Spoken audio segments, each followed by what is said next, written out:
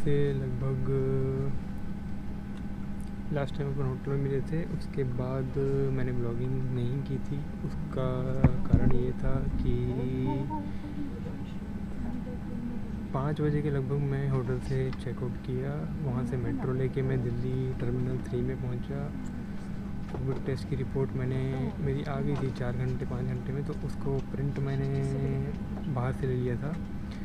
Terminal 3 के just बाहर में कोविड वाले जो हैं वो बैठे हैं, जेनेरिक समथिंग उनका नाम है लैब का, उनसे स्टाम्प करवाया, फिर मैंने चेक इन किया। अभी मैं फ्लाई दुबई की फ़्लाइट में हूँ, दुबई टू कीव। तो इस दौरान बहुत सा इंटरेस्टिंग चीज़ें हुई मेरे साथ, जिसको शेयर करने में मुझे मज़ा आएगा। और दूसरी बात, मैंने सुना था बहुत कुछ, अब देखा, आगे और देखने मिलेगा। तो इसका मतलब ये है कि आगे का जो पार्ट आएगा उसमें मैं आपको सब चीज़ें जो है ब्रीफ से एक्सप्लेन करूँगा, सब प्रोसेस स्टेप बाय स्टेप, क्या हुआ, क्या ज़रूरत है। हालांकि कोई कंफर्म नहीं है, कोविड में भी जो रूल्स हैं वो फर्नीचर चेंज हो ही जा रहे हैं। तो की वो भी जस्ट अराइव हुई है, और अभी जो भी आगे रहेगा, जैसा भी रहेगा, उसके बारे में मैं वीडियो अलग से बनाऊँगा, बाद में बनाऊँगा इसके बाद। तो मौसम लगभग 8 डिग्री टेम्परेचर है। फॉग था, ऊपर से भी जो ब्लेंड कर रहा था ना, नीचे तो पूरे बादल ही बादल थे, वहाँ भी फॉग था पूरा, इधर भी ठंडा मौसम तो है। 8 डिग्री टेम्परेचर बता रहा था पायलट। चलो, तो पहले इमिग्रेशन वगैरह क्लियर करके उसके बाद वीडियो बनाऊँगा फिर कंप्लीट। ये जो अभी आपने वीडियो देखी, इसमें मैं कीव पहुँच चुका हूँ। कीव पहुँच गया था मैं। उसके बाद सीधा मैं गया, लाइन लगी हुई थी, लाइन में इमिग्रेशन बॉर्डर कंट्रोल बोलते हैं हम लोग, बॉर्डर कंट्रोल के जो ऑफिसर थे वो खड़े थे, लड़कियां थी, और उन्होंने यूक्रेनियन सिटीज़न को चेक कर रहे थे, शायद कोविड के लिए। हम लोग का तो कोविड सर्टिफिकेट था नेगेटिव, तो लिए अभी 72 आवर वाला जो है वो लग रहा है करके, तो हम लोग तो वहाँ से कोविड सर्टिफिकेट हम लोग का था, कोविड नेगेटिव सर्टिफिकेट। तो हम लोग, मैं आगे गए, इमिग्रेशन स्लिप रहती है एक ठो, वो भरे, वो लेके मैं गया इमिग्रेशन काउंटर में। इमिग्रेशन काउंटर में उसने पासपोर्ट देखा मेरा। इससे पहले कहाँ ट्रैवल किया, तो मैंने बोला मैं थाईलैंड ट्रैवल किया था 2019 में, 2020 में फिर कोविड आ गया, कहीं नहीं गया, 2021 में भी आपकी यूक्रेन आया हूँ करके। तो उन्होंने कहा कि आप वेट करिए करके, मैं आपका इंटरव्यू होगा तो मैं डॉक्यूमेंट सब जो है फॉरवर्ड कर दूँ। उसने किसी लड़की को बुलाया एक ठो, वो लड़की आई, डॉक्यूमेंट सब लेके गई, मेरे पासपोर्ट और जो भी डॉक्यूमेंट थे सब लेके गई। लेके जाने के बाद उसने सब सबमिट कर लिया और मुझे कहा वहाँ वेट कीजिए करके। और वहाँ लगभग मेरे ख्याल से 15 इंडियंस होंगे जो वेट कर रहे थे ऑलरेडी। अब मैं भी वेट करने बैठ गया वहाँ पर। मेरे को कम से कम 2 से ढाई घंटा वेट करना पड़ा होगा, 2 से ढाई घंटा वेट किया मैं। फिर मेरे को उन्होंने बुलाया, मैं गया। उन्होंने पूछा कि आप यहाँ किस पर्पज़ से हैं, तो मैंने बोला मैं टूरिज़्म के पर्पज़ से आया हूँ, मैं घूमने आया हूँ। तो उन्होंने कहा कि आप कोविड में तो घूमने आए हैं। तो मैं बोला कि कोविड में ऐसा कोई प्रॉपर रीज़न नहीं मैं कोविड में क्यों आया हूँ, लेकिन ये कोविड में वाला, ये कोविड जिस हिसाब से सिचुएशन है, करंट सिचुएशन, तो ये कोविड अभी 1 साल 2 साल 3 साल में ख़त्म नहीं होने वाला है, ये चलता रहेगा। तो हम अगर इसके इंतज़ार में बैठेंगे कि कोविड ख़त्म हो जाएगा फिर घूमने जाएंगे, फिर तो घूमने कहीं जा ही नहीं सकते। तो उन्होंने फिर उसके बाद पूछा कि आप ट्रैवल प्लान है आपके पास? मतलब हाँ, ट्रैवल प्लान भी है मेरे दिखाई। उन्होंने कहा कि ये 14 दिन का ट्रैवल प्लान मेरा 14 दिन का था, तो 14 दिन में आप जिस दिन जो जगह विज़िट करेंगे वो आपको पूरा याद है?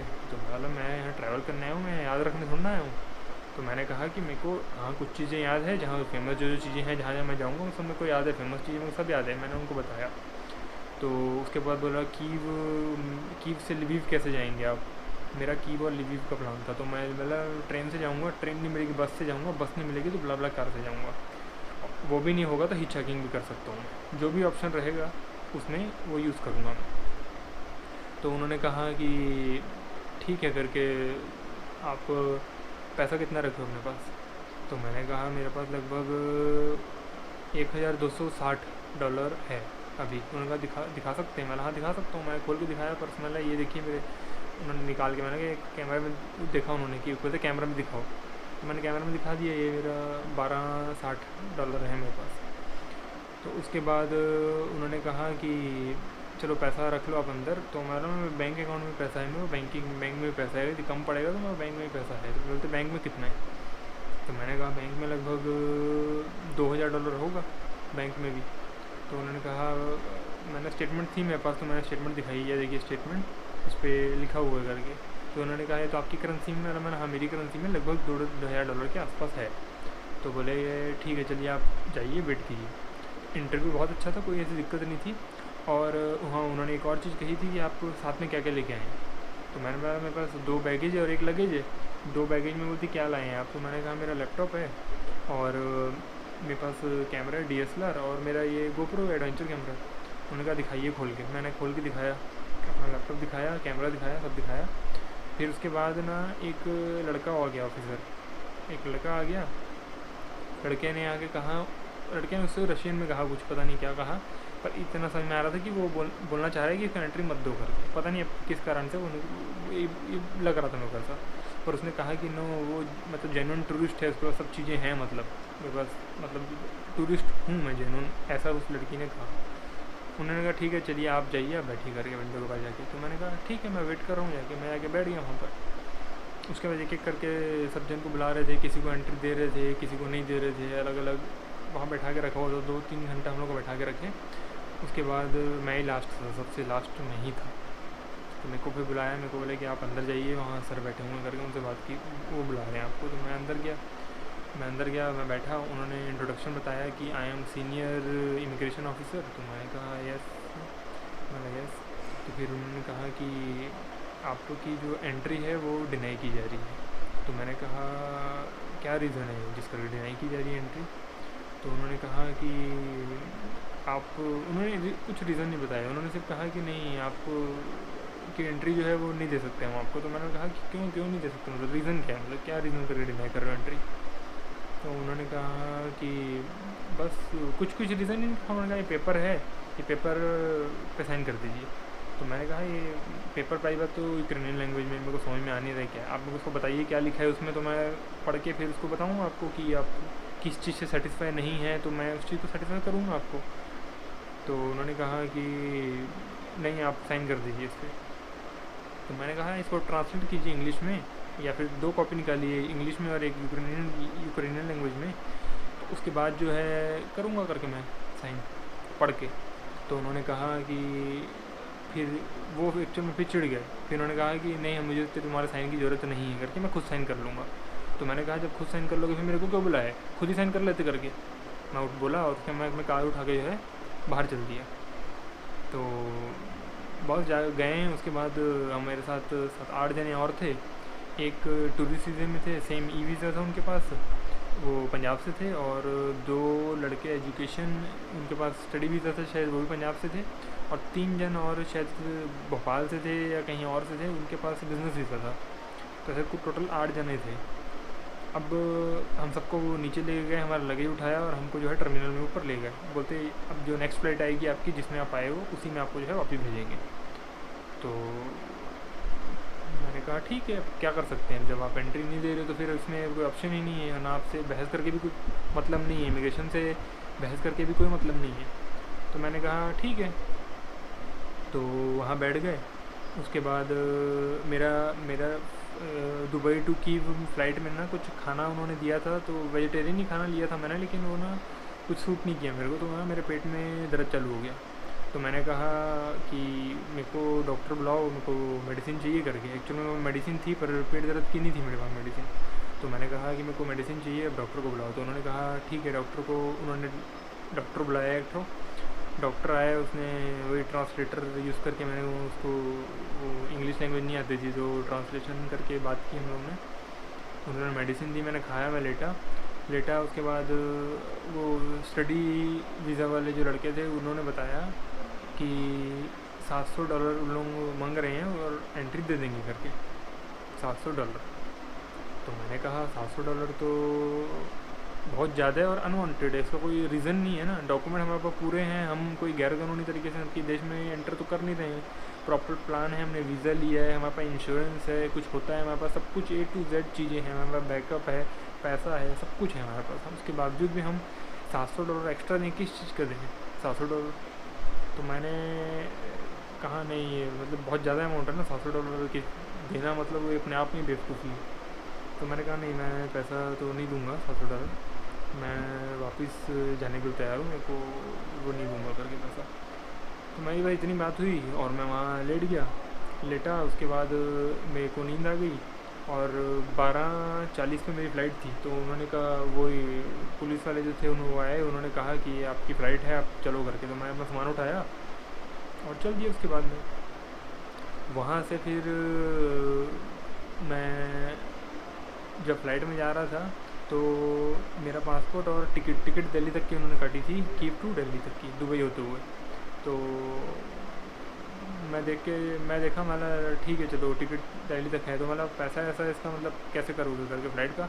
तो उन्होंने कहा आप अभी फ़िलहाल जाओ करके, मतलब यहाँ से जाओ, मतलब आप यहाँ से फ़्लाइट में बैठो और आप दुबई जाओ करके। तो मैंने कहा ठीक है, कोई दिक्कत नहीं।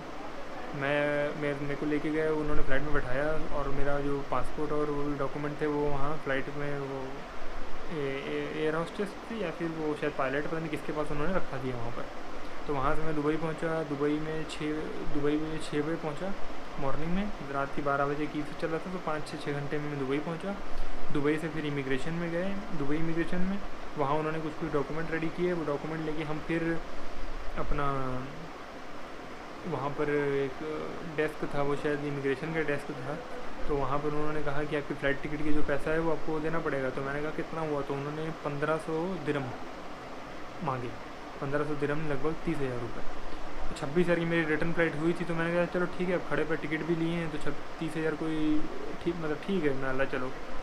तो मैंने 30,000 वहाँ उनको करेंसी एक्सचेंज करा के उनको पैसा दिया मैंने, 30,000 मतलब 1500 दिरहम। उसके बाद उन्होंने सब डॉक्यूमेंट रेडी किए और सब डॉक्यूमेंट रेडी करके उसके बाद मेरे को उन्होंने कहा कि आपकी फ़्लाइट जो है वो 4 बजे चलेगी। 4 बजे फ़्लाइट वहाँ से चली और मेरे ख्याल से हम लोग दिल्ली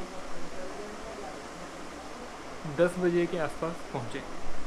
10 बजे के आसपास। अब वो टाइम का ऊपर नीचे होगा, पता नहीं, क्योंकि मेरी मैंने जो कोविड का सैंपल दिया था 10 मिनट में शायद जल्दी पहुंच गए थे। 3-4 घंटा लगता है वहाँ से आने में और दुबई शायद 1.5 घंटा पीछे।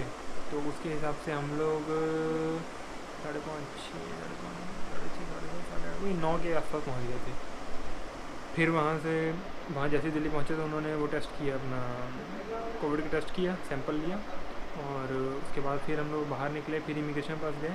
इमिग्रेशन में एयरलाइंस वाले आ गए थे, फ्लाई दुबई वाले। उन्होंने सब डॉक्यूमेंटेशन करवाया और एक छोटा सा उन्होंने इंटरव्यू लिया कि क्यों गए थे आप, वीज़ा था आपके पास कि नहीं था, आप मतलब किस कारण से डिपोर्ट नहीं, आपकी एंट्री जो है डिनाई की गई। तो वो सब जो है उन्होंने वहाँ बताया। तो मैंने फिर वहाँ रीज़न बताया कि भाई अब वो सेटिस्फाई क्यों नहीं हुए, उसके लिए मैं जिम्मेदार तो हूँ नहीं कि वो सेटिस्फाई क्यों नहीं हुए। तो मैं कहा मेरे पास सब डॉक्यूमेंट वैलिड है, अब वो सेटिस्फाई नहीं हुआ उनकी गलती है। तो सिर्फ इतनी बात हुई। उसके बाद उन्होंने कहा आप जाकर बैठिए। 2 घंटे में उन्होंने मेरे को बुलाया, मेरा पासपोर्ट दिया, उसने सील मार दी थी कि अराइवल की। तो फिर मैं पासपोर्ट पकड़ा और उसके बाद मैं चेकआउट कर लिया। अब जब मैं स्टार्टिंग में दुबई मतलब दिल्ली से जा रहा था दुबई के लिए, तो दिल्ली में मेरे से ना फ्लाई दुबई वाले बहुत क्वेश्चन पूछ रहे थे, लाइक क्यों जा रहे हो, क्या करोगे, कैसा है, ऐसा है वैसा है, कि वीज़ा है, डॉक्यूमेंट है, क्या काम करते हो, इंश्योरेंस है, ये है। तो मैंने सोचा मैं इनको पूछने की क्या ज़रूरत है करके, इन लोग क्यों पूछ रहे हैं इतना इनको पूछना नहीं चाहिए। मेरे पास फ्लाइट टिकट है, वीज़ा है, आप मेरे को बैठने दो, मेरे को बोर्डिंग दो, मैं जाके बैठूँगा, मेरा आपका काम ख़त्म हुआ। तो अब समझ में आ रहा है होता क्या है ना, एक्चुअल में इंडियंस को मिसगाइड किया जाता है। मिसगाइड कैसे किया जाता है, जैसे ई वीज़ा ले लो आप और वहाँ से ना आप यूक्रेन से आप पोलैंड चल जाना या शेंगेन ग्रुप में चल जाना, जर्मनी चल जाना, ये चीज़ ठीक है। फिर उसके अलावा लूटा कैसे जाता है, जैसे मान लो टिकट और वीज़ा का मिला के लगभग आपका खर्चा जो है वो 40,000 रुपये आता है। 1500 का वीज़ा और 38,000 रुपये की टिकट मिल जाती है। उनसे ले लिया जाता है 1.5 लाख 2 लाख रुपये। उनकी गलती है भी या नहीं भी है, उन लोगों को सिर्फ उनके दिमाग में सिर्फ ये भूत सवार रहता है कि हम लोग को किसी एक फॉरेन कंट्री में जाना है, बस कैसे जा रहे हैं, क्या जा रहे हैं, क्या डॉक्यूमेंट लगेंगे, इंश्योरेंस है नहीं है, मतलब किसी चीज़ से कोई मतलब नहीं है, उनको सिर्फ वहाँ पहुँचना है किसी भी तरीके से। क्योंकि दुबई में कई केसेस मिले थे जिसमें सर्बिया से डिपोर्ट हुए थे, तो डिपोर्ट के केस में उनके साथ उनको मतलब उनको ये वो उनके पास वीज़ा दुबई का था, वो दुबई पहुँचे, दुबई से वो टिकट कटा लिए सर्बिया की और ऑन अराइवल में पहुँच गए सर्बिया, क्योंकि सर्बिया में ऑन अराइवल वीज़ा है, और वहाँ से उनको डिपोर्ट कर दिया गया दुबई। तो ये ऐसे मतलब इनके साथ ये जो फेक इन्फॉर्मेशन और ये फ्रॉड टाइप का काम करते हैं ना, ये इस चक्कर में क्या है ना, जो जेन्युइन टूरिस्ट हैं वो भी जो है उनकी एंट्री जो है डिनाई कर दी जाती है। तो जो भी और ये जो बोलते हैं ना कि इतना आसान है, यहाँ से आप वहाँ चल जाओगे, वहाँ से वहाँ चल जाओगे, इतना आसान नहीं है। तो प्लीज़ मेरी एक रिक्वेस्ट है, किसी भी एजेंट के आप बातों में ना आए, आप खुद इंडिविजुअल सर्च करें क्या सिचुएशन है। एक जन आया था, वो मेरे को बोल रहा था कि यूक्रेन शेनिगन का पार्ट होने वाला है। अरे ऐसे थोड़ी ना शेनिगन का पार्ट हो जाएगा रातों रात, ऐसे इतना सब आसान नहीं इतना लगता है। इनको क्या लगता है कि वो एजेंट ने बोल दिया हो जाएगा तो हो जाएगा। ये पिछले 3 साल से सुन रहा हूँ मैं ये चीज़, अलग अलग जगहों में लिखा, कहीं कोई बोल रहा है, कभी कुछ बोल रहा है, कोई बोल रहा है शेनिगन हो जाएगा, कोई कुछ, ऐसा कुछ नहीं है, कुछ नहीं होगा। ये कोई इतना आसान नहीं है सब चीज़ें कि शेनिगन में जुड़ गया वो और आप लोग सीधा शेनिगन में कहीं भी चल जाओगे, ऐसा नहीं है। और इसे बेवकूफ़ बनाने का और उनका पैसा उनका क्या है, उनमें तो वो पैसा कमा रहे हैं आप लोगों से, आपको बेवकूफ़ बना रहे हैं और पैसा कमा रहे हैं। तो उनकी बातों में मत आओ, आप अपने लेवल पे जो भी सर्च हो सके आप करो। यूट्यूब चैनल है, कई अच्छी वीडियो है जिसमें सब शेयर किया गया है इमिग्रेशन के लिए फ्यूचर क्या है। और वहाँ की सैलरी वैसी बहुत लो है, ऐसा नहीं है कि बहुत रईस देश है, वो गरीब देश बोल सकते हैं, यूरोप का वो गरीब देश है।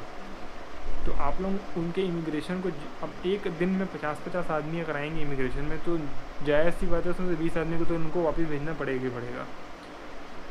उसमें कई कारण ये भी थे कि इंश्योरेंस कोविड रिपोर्ट में सील नहीं लगी है, तो आपको वापस भेज देंगे कि कोविड में रिपोर्ट में सील क्यों नहीं लगवा के लेके आया।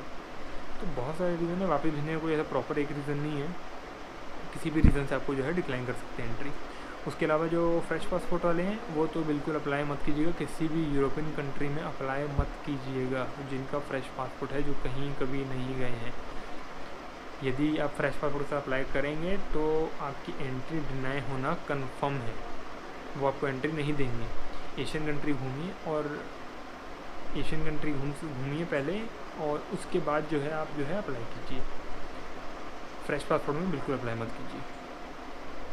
तो ये कुछ एक्सपीरियंस था मेरा फ्लाई दुबई को लेके और कीव को लेके, इमिग्रेशन को लेके, और जो भी वहाँ पर हुआ एक एक्सपीरियंस।